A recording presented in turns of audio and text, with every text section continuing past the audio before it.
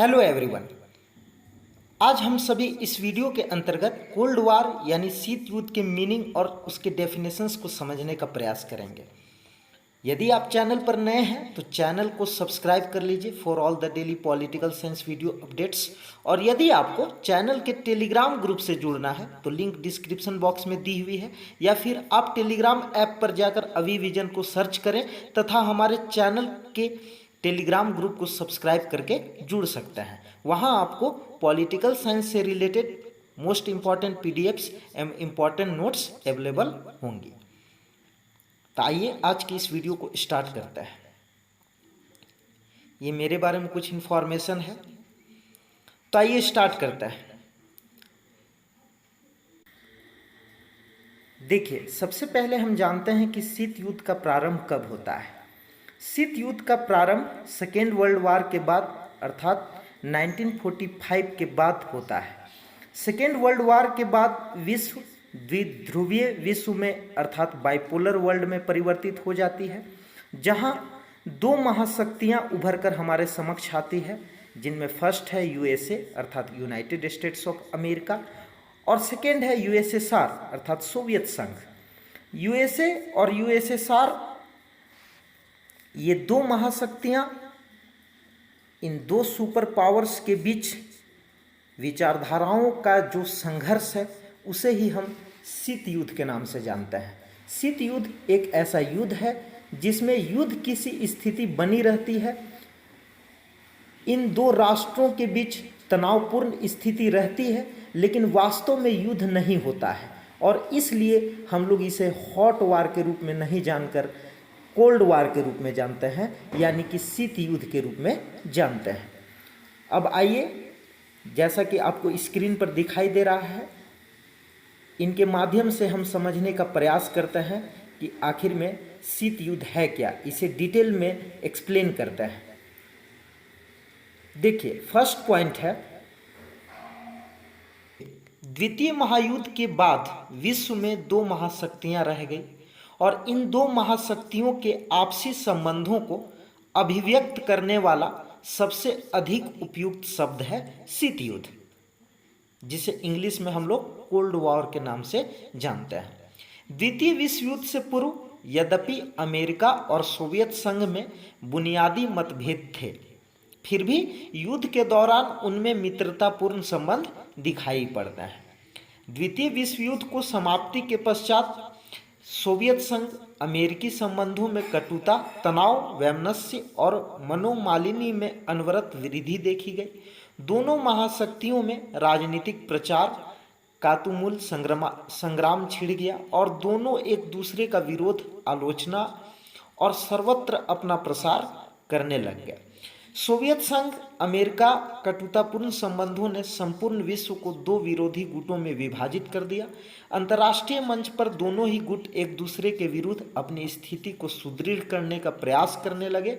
वे एक दूसरे को कूटनीतिक, सामाजिक, सांस्कृतिक, राजनीतिक और संभव हो तो सैनिक मोर्चे पर भी पराजित करने में संलग्न हो गए और समूचे विश्व में एक प्रकार का भय, अविश्वास और तनाव का वातावरण बन गया, जिसे विश्व में एक बार पुनः संघर्षपूर्ण स्थिति उत्पन्न हो गई। एक नए युग का आविर्भाव हुआ जिसे सशस्त्र शांति का युग कहा जा सकता है। क्यों इसे सशस्त्र शांति का युग क्यों कहा जा सकता है? इसलिए क्योंकि इस युग में शस्त्र थे, हथियार थे, वेपन्स थे, लेकिन फिर भी पीस मेंटेन था, शांति बनी हुई थी, इसीलिए इसे सशस्त्र शांति का युग कहा जा सकता है। ओके, नेक्स्ट है, शीत युद्ध द्वितीय महायुद्ध के उपरांत को अंतर्राष्ट्रीय राजनीति का एक महत्वपूर्ण विकास है, जिसकी व्याख्या दो प्रकार से की जा सकती है। प्रथम तो यह कि शीत युद्ध एक वैचारिक संघर्ष है। क्या है?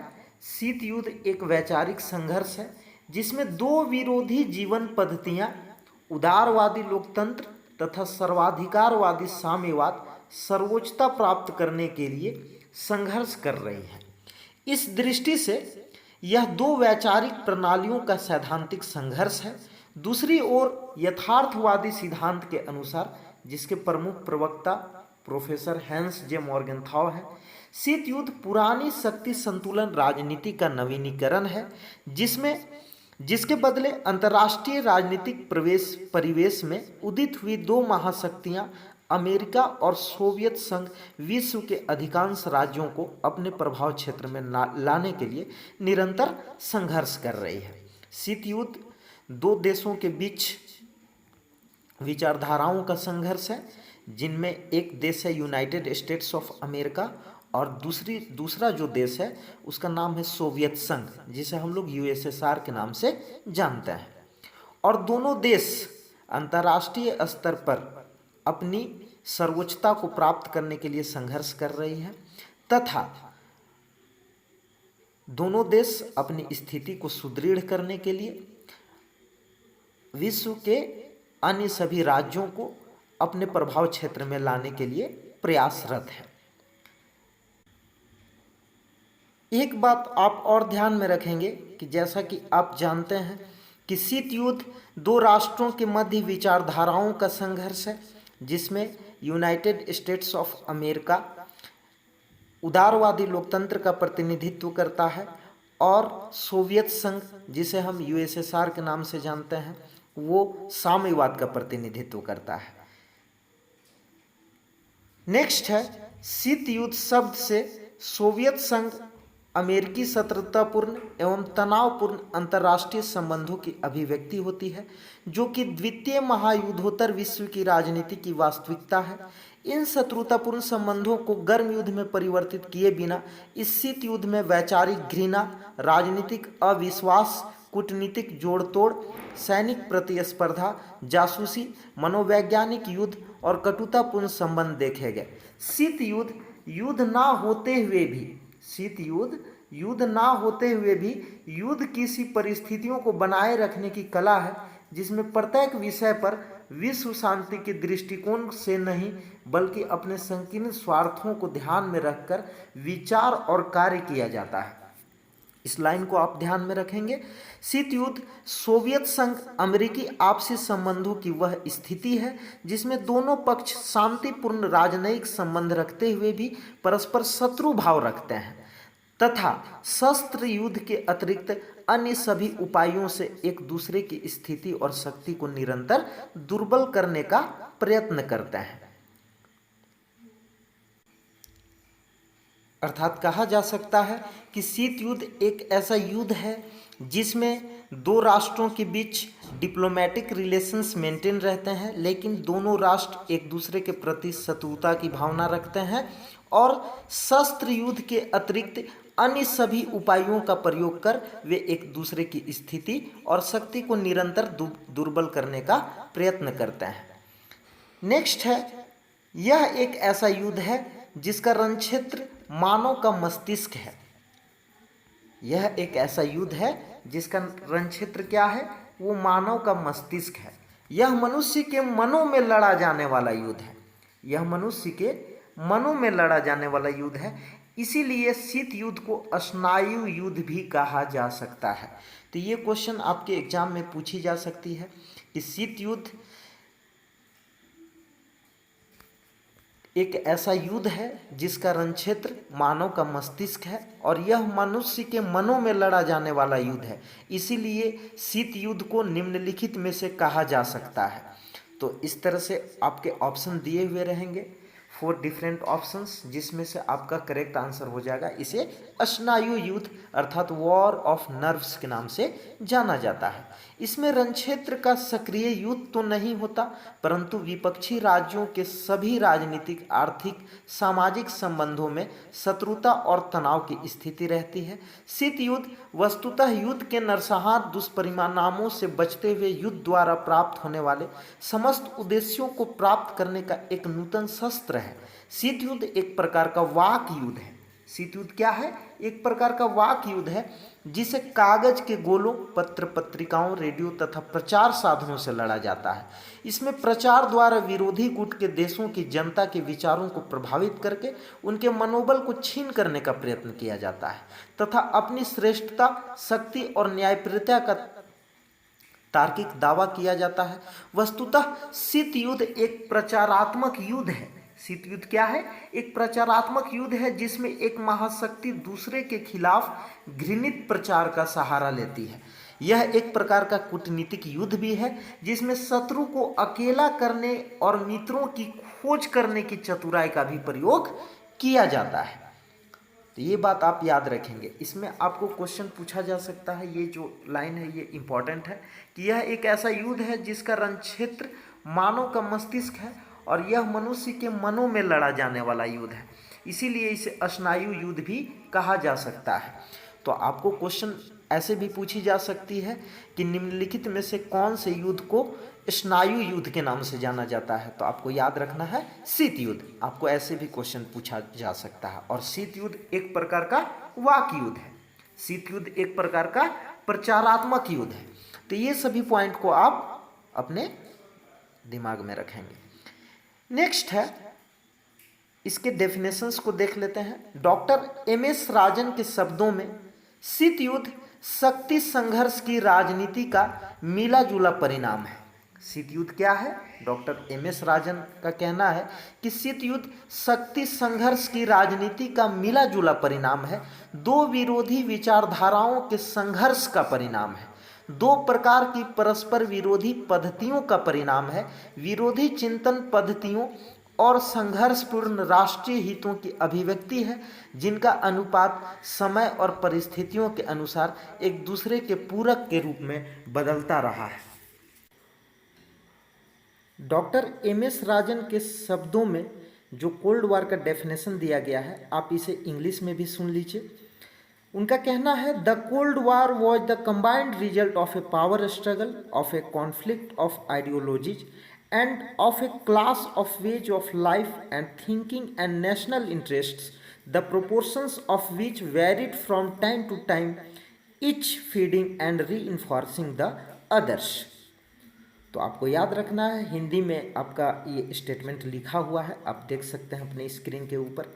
जवाहरलाल नेहरू के अनुसार शीत युद्ध पुरातन शक्ति संतुलन की अवधारणा का नया रूप है। दो विचारधाराओं का संघर्ष न होकर दो भीमाकार शक्तियों का आपसी संघर्ष है। और दो भीमकार शक्तियां कौन कौन सी हैं? यूएसए और यूएसएसआर, यूएसए और यूएसएसआर। तो ये बात आपको याद रखनी है। The cold war, as Jawaharlal Nehru repeatedly stated, was merely a new manifestation of the old balance of power idea. It was a conflict between two great powers, not two ideologies। तो English में ये आपका स्टेटमेंट है cold war के बारे में, जो जवाहरलाल नेहरू जी के द्वारा प्रस्तुत किया गया। नेक्स्ट है, डी.ए. फ्लेमिंग ने अपनी पुस्तक the cold war and its origins, यहाँ प्रिंटिंग मिस्टेक है, यहाँ इट्स होना चाहिए, इट्स ओरिजिन्स 1917-1950 में लिखा है कि शीत युद्ध एक ऐसा युद्ध है जो युद्ध क्षेत्र में नहीं बल्कि मनुष्य के मस्तिष्क में लड़ा जाता है तथा इसके द्वारा उनके विचारों पर नियंत्रण स्थापित किया जाता है। शीत युद्ध कैसा युद्ध है? शीत युद्ध एक ऐसा युद्ध है जो युद्ध क्षेत्र में नहीं बल्कि मनुष्य के मस्तिष्क में लड़ा जाता है तथा इसके द्वारा उनके विचारों पर नियंत्रण स्थापित किया जाता है। जॉन फॉस्टर डलेस के शब्दों में शीत युद्ध नैतिक दृष्टि से धर्म युद्ध था। शीत युद्ध नैतिक दृष्टि से धर्म युद्ध था, अच्छाइयों के लिए बुराइयों के विरुद्ध, सत्य के लिए गलतियों के विरुद्ध और धर्म प्राण लोगों के लिए नास्तिकों के विरुद्ध संघर्ष था। आप चाहें तो इस स्टेटमेंट को इंग्लिश में भी सुन सकते हैं। देखिए, जॉन फॉस्टर डलेस का कहना था कि the cold war was a moral crusade for moral values, for good against bad, right against wrong, religion against atheism. तो ये था इनका इंग्लिश में कोल्ड वॉर का कोट। नेक्स्ट है, ग्रीव्ज के शब्दों में परमाणु युग में शीत युद्ध एक ऐसी तनावपूर्ण स्थिति है जो शस्त्र युद्ध से कुछ परे हटकर है। दूसरे शब्दों में यह एक साधन है जो एक पारस्परिक विरोधी ध्येय की प्राप्ति के लिए एक ऐसे युग में कारगर सिद्ध होता है जिसमें संपूर्ण शस्त्र युद्ध न सिर्फ अत्यधिक खर्चीला होगा किंतु सभी संबंधित राष्ट्रों को नष्ट करने की शक्ति भी रखता होगा। परमाणु युग में शीत युद्ध एक तनावपूर्ण स्थिति का नाम है जो शस्त्र युद्ध से कुछ परे हटकर है। और ग्रीव्ज का कहना है कि यह एक ऐसा साधन है जो एक पारस्परिक विरोधी ध्येय की प्राप्ति के लिए एक ऐसे युग में कारगर सिद्ध होता है जिसमें संपूर्ण शस्त्र युद्ध न सिर्फ अत्यधिक खर्चीला होगा किंतु सभी संबंधित राष्ट्रों को नष्ट करने की शक्ति भी रखता होगा। अर्थात शीत युद्ध ऐसे युग में कारगर सिद्ध होगा जिसमें शस्त्र युद्ध लड़े जाने की संभावना नहीं हो सकती क्योंकि वो अत्यधिक खर्चीला होगा। और यदि न्यूक्लियर वेपन्स का इस्तेमाल करके आप युद्ध लड़ेंगे तो उससे सिर्फ एक राष्ट्र ही नहीं बल्कि सभी राष्ट्र जो है वो समाप्त हो सकते हैं। तो ग्रीव्ज का ऐसा कहना है। इंग्लिश में आप इस स्टेटमेंट को सुन सकते हैं। उनका कहना है कि cold war is a form of conflict taking place below the level of hot war in a thermonuclear age that is as a means of pursuing antagonistic aims at a time when the full use of material power appears unbearably costly and destructive for all concerned, जिसे राष्ट्रों के द्वारा सहन नहीं किया जा सकता। ये युद्ध इतना खर्चीला होगा। अगर शस्त्र युद्ध होती है तो ये युद्ध इतनी अत्यधिक खर्चीली होगी जिसे राष्ट्र जो है बियर नहीं कर पाएंगे। तो इन डेफिनेशंस को आप ध्यान में रखेंगे। डीएफ फ्लेमिंग का डेफिनेशन सबसे इंपॉर्टेंट है। इनकी पुस्तक को आप ध्यान में रखेंगे, the cold war and its origins. Its होना चाहिए यहाँ पे, its, cold war and its origin 1917 to 1950। इसी पुस्तक में उन्होंने इस स्टेटमेंट को दिया है कि शीत युद्ध एक ऐसा युद्ध है जो युद्ध क्षेत्र में नहीं बल्कि मनुष्य के मस्तिष्क में लड़ा जाता है तथा इसके द्वारा उनके विचारों पर नियंत्रण स्थापित किया जाता है। ओके, नेक्स्ट है लुई हॉले ने अपनी पुस्तक the cold war as history 1967 में ये बुक पब्लिश हुआ है इनका। लुइस हॉले ने अपनी पुस्तक the cold war as history जो कि 1967 में पब्लिश हुई है, उसमें लिखा है कि शीत युद्ध परमाणु युग में एक ऐसी तनावपूर्ण स्थिति है जो शस्त्र युद्ध से एकदम भिन्न किंतु उससे अधिक भयानक युद्ध है। यह एक ऐसा युद्ध है जिसने अंतर्राष्ट्रीय समस्याओं का समाधान करने के स्थान पर उन्हें उलझा दिया। विश्व के सभी देश और सभी समस्याएं, चाहे वह वियतनाम हो, चाहे कश्मीर या कोरिया हो अथवा अरब इजराइल संघर्ष हो, सभी शीत युद्ध में लहरों की तरह प्रयुक्त किए जाते रहे हैं। तो लुइस हॉले का शीत युद्ध के बारे में ये डेफिनेशन है। नेक्स्ट है फ्लेमिंग का एक और डेफिनेशन है, डीएफ फ्लेमिंग का। अपने पुस्तक the cold war and its origins 1970 to 1950 में वो बोलते हैं कि the objective of a cold war is to isolate enemies and win friends. एक बार फिर से उनका कहना है कि the objective of a cold war is to isolate enemies and win friends. अर्थात शीत युद्ध एक ऐसा कूटनीतिक युद्ध है जिसमें शत्रु को अकेला करने और मित्रों की खोज करने की चतुराई का प्रयोग किया जाता है। नेक्स्ट है शीत युद्ध वास्तविक युद्ध नहीं है अपितु युद्ध का वातावरण है। शीत युद्ध वास्तविक युद्ध नहीं है अपितु युद्ध का वातावरण है। शीत युद्ध का क्षेत्र विश्वव्यापी है और विश्व के सभी क्षेत्र Europe, Africa, Asia, Latin America किसी न किसी रूप में इससे प्रभावित रहे हैं। संयुक्त राष्ट्र संघ दोनों देशों के शीत युद्ध का अखाड़ा बन गया। नेहरू के शब्दों में शीत युद्ध का वातावरण निलंबित मृत्यु दंड के वातावरण some kind of suspended death sentence के समान तनावपूर्ण होता है। देखिए नेहरू का यहाँ स्टेटमेंट है शीत युद्ध के संबंध में। शीत युद्ध का वातावरण निलंबित मृत्यु दंड के वातावरण some kind of suspended death sentence के समान तनावपूर्ण होता है। यह गर्म युद्ध से भी अधिक भयानक युद्ध है क्योंकि यह चिंतन, भावनाओं एवं मनोवेगों पर प्रतिकूल प्रभाव डालता है जो अंततोगत्वा अशिष्ट एवं असभ्य आचरण को जन्म देता है। तो ये जो जवाहरलाल नेहरू जी के द्वारा शीत युद्ध के संबंध में बातें कही गई है ये आपके लिए इम्पॉर्टेंट है।